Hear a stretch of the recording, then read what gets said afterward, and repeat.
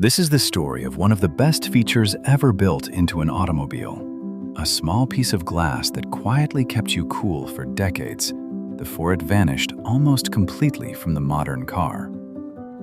Anyone who learned to drive before the 1990s knew it well. That little triangular window in the front of the door that swung open on a pivot. It answered to a lot of names over the years. The vent window, the wing window, the wind wing, the no draft, the quarter light. Today we're going to trace where it came from, how it worked, why it mattered so much, and the 3 big reasons it disappeared. Start with what it actually was, because anyone under about 40 may never have used one. A vent window was a small, roughly triangular pane of glass set in front of the main roll-down window in the door, separate from that main window and hinged so it pivoted inward on a vertical axis. You could crack it open just a sliver, or swing it out to about a 45-degree angle, and that simple pivoting motion did something clever. With the car moving, the open vent scooped outside air and steered it right into the cabin, or, angled the other way, pulled the stale air out. It borrowed the car's own forward motion to move air, without the buffeting and the roar you get from rolling a big window all the way down. That was the whole point, and it explains how the feature earned its most famous name, because the company that popularized it called it, officially, no draft individually controlled ventilation. That name came from the Fisher body division of General Motors, the same Fisher you'd find on that Body by Fisher sill plate in millions of old cars. One detail here is worth getting exactly right, because this audience appreciates precision. The idea was patented. The inventor named on the patent was Alfred J. Fisher, one of the Fisher brothers. Titled Closed Car Ventilation, the patent was filed on November 28, 1932, and granted on July 21, 1936. The hardware itself came from a General Motors subsidiary called the Turnstedt Manufacturing Company, which is who the patent was actually assigned to. The feature reached the public before that patent was even granted. For the 1933 model year, General Motors introduced no draft ventilation across its makes on Cadillac, on Buick, on Oldsmobile, on Pontiac, on Chevrolet. GM's Fleetwood body operation worked with Turnstedt to build a system that, in the words of the National Automotive Heritage Area, used the air currents generated by the car's own forward movement to eliminate drafts, prevent fogging, cool the car in hot weather, remove smoke, and bring in fresh air. Consider everything that one little window was doing: cooling, defogging, fresh air, and clearing out smoke all at once, with no motor, no electronics, no refrigerant. Just physics and a pane of glass on a hinge. People loved it. In the marketing of the day, Fisher promised buyers that, and I'm quoting the period sales material here, "The Fisher Body Corporation has perfected a scientific new ventilation system for closed cars, which forever ends the discomfort of drafts." They also promised that every occupant of a car can regulate the ventilation to suit himself. That last part matters, because these weren't only up front. Many early closed cars, like the 1933 Pontiac, carried vent windows in the front and the rear, sometimes called ventipanes. On a 4-door sedan, you could have 4 of them, one for every passenger, each person controlling their own little stream of fresh air. Drivers in the late 40s and early 50s still remember 4-vent 4-doors from Chrysler, from DeSoto, from Mercury. So the vent window arrived in 1933, and it didn't stay a GM exclusive for long. It spread across the entire industry, and it stayed there. For roughly 4 decades, the pivoting vent window was nearly universal. Buy an American car anytime from the 1930s into the 1960s, and the odds are it had them. It became one of those features so common that nobody thought about it. It was simply part of what a car was. Before we get into why it disappeared, let's talk about the ways it grew and changed, because it wasn't always the same simple push and swing window. Over the years, car makers got fancy with it. Some cars used a crank to open the vent, just like the main window. Full-size Fords in the early to mid-60s had crank-operated vents, and so did some mid-60s Chrysler products. A few luxury cars went even further and made them powered. Lincoln, in particular, offered power vent windows, and some 66 Lincoln Continentals had them. Lincoln kept power vent windows that retracted down into the door well into the late 70s and even the 80s. This humble little triangle of glass ranged all the way from a basic manual latch on an economy car up to a power-operated feature on a luxury flagship. There's also a side to the vent window that anyone who lived through that era remembers, and it's the reason a lot of you are smiling right now. The vent window was the smoker's best friend. Back when almost everyone smoked, and they smoked in the car, that little pivoting pane was how you flicked your ashes out and pulled the smoke out of the cabin. The very first Fisher advertising for the feature was even tagged with the words smoke, smoking, and cigarettes. For a huge stretch of the 20th century, the vent window and the cigarette went together like a key and an ignition. Here then is a feature that did everything.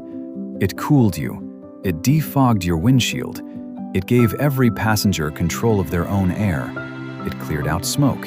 It came in manual, crank, and power versions, and it lasted for 40 years. All of which raises the obvious question.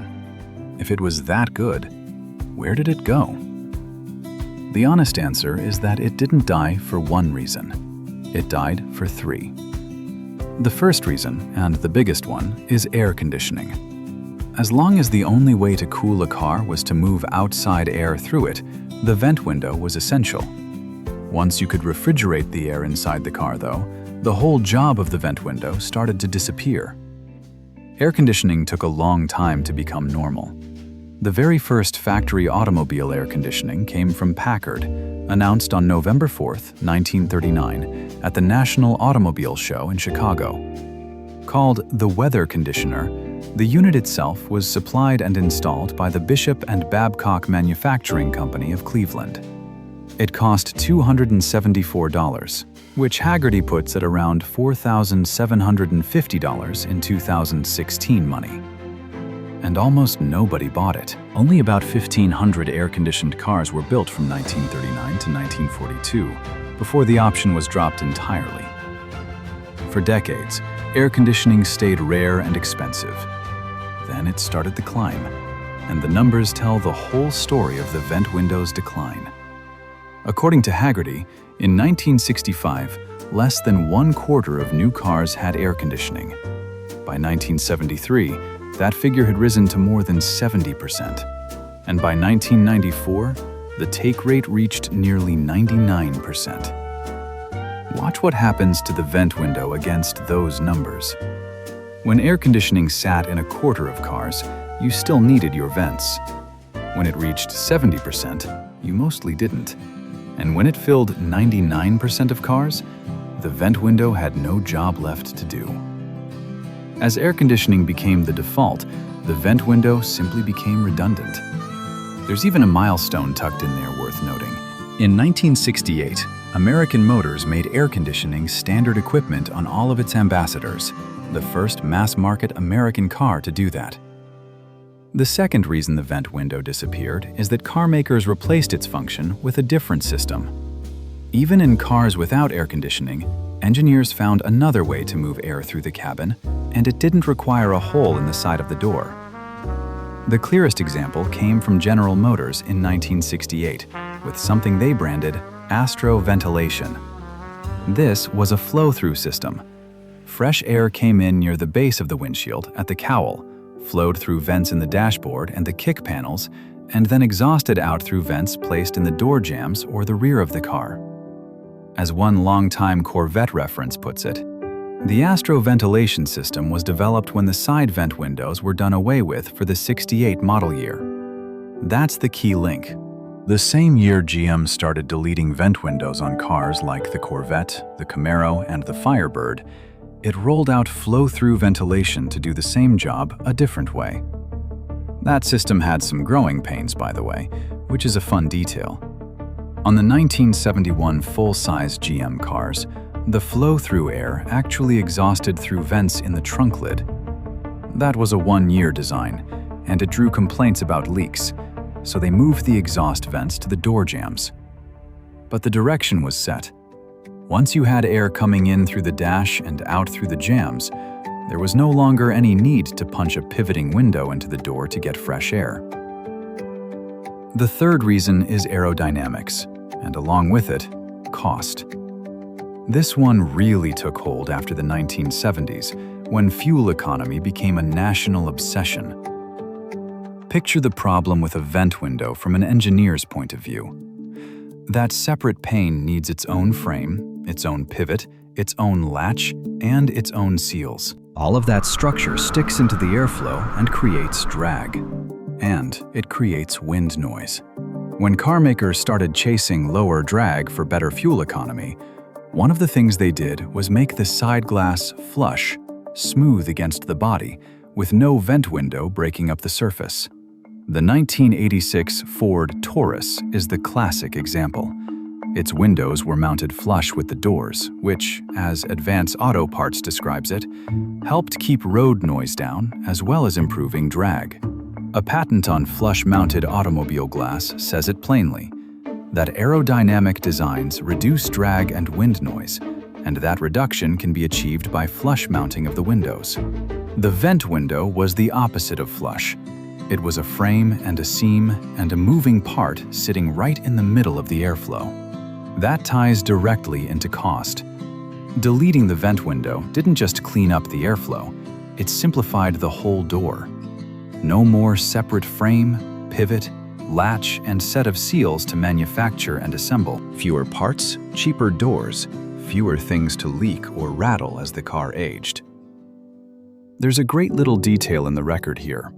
One enthusiast who raced a 1967 Camaro swapped over to the 1968 doors, the ones without vent windows, and by his account, lost about 100 pounds. That's how much structure was tied up in those window frames. So between better aerodynamics, lower wind noise, cost savings, and simpler manufacturing, the vent window became, in the eyes of the industry, an old idea whose time had passed. Now, there's a fourth explanation you'll hear a lot, and I want to be careful and honest with you about it, because you deserve accuracy, not folklore. Plenty of people say vent windows disappeared because they were a security problem, because a thief could pop one open and reach through to unlock the door. Here's the truth. The first part of that is absolutely real.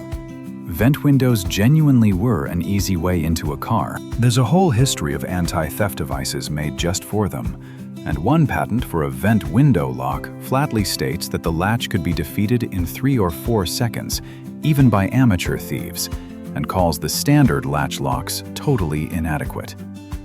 A newspaper columnist recalled his editor describing how a good push from the outside would open them up, making it easy for your arm to slide through and unlock the door. So yes, they were a weak point, no question. But, and this is the honest part, there's no solid evidence that any automaker actually deleted the vent window because of theft. The real, documented reasons are air conditioning, flow-through ventilation, aerodynamics, and cost. The security angle is a genuine weakness of the design, yet it's best treated as a footnote, not the cause.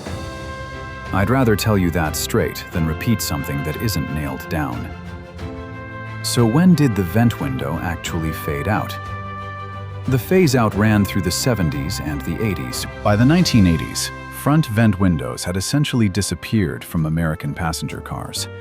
But they hung on in certain places, the way these features always do.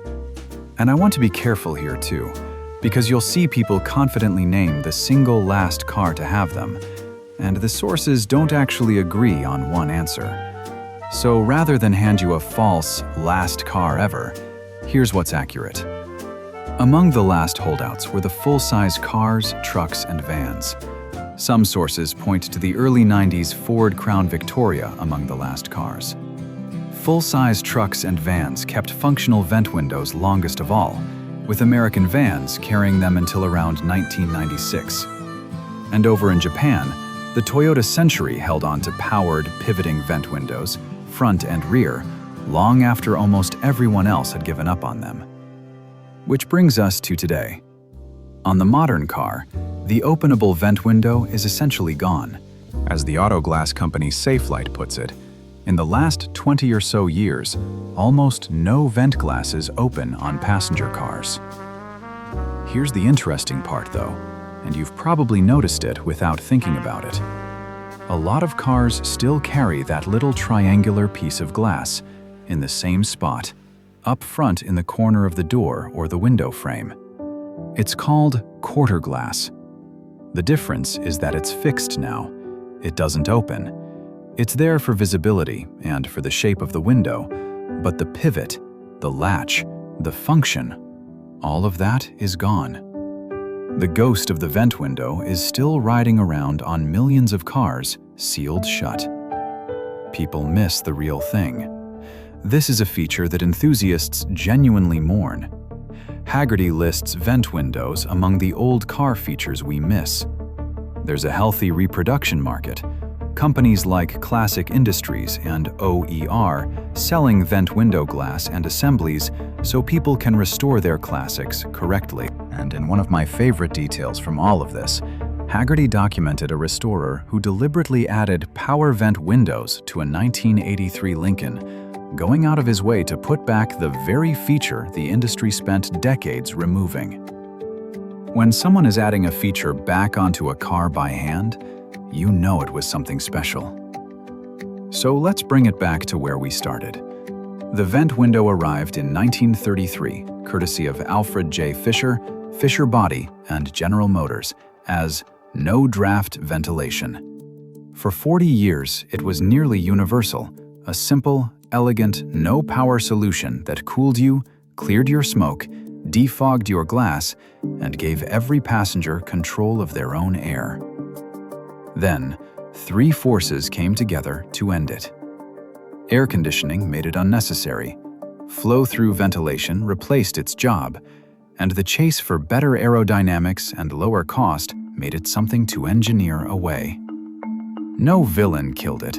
It was quietly retired by progress. But anyone who ever cracked one open on a warm evening with an elbow on the door knows that we really did lose one of the best small features a car ever had. If you remember these, tell me about it in the comments. What was the car? What year? And do you remember reaching over to swing that little window open? And if you enjoyed this, stick around because there's a whole world of forgotten car features just like this one waiting to be remembered.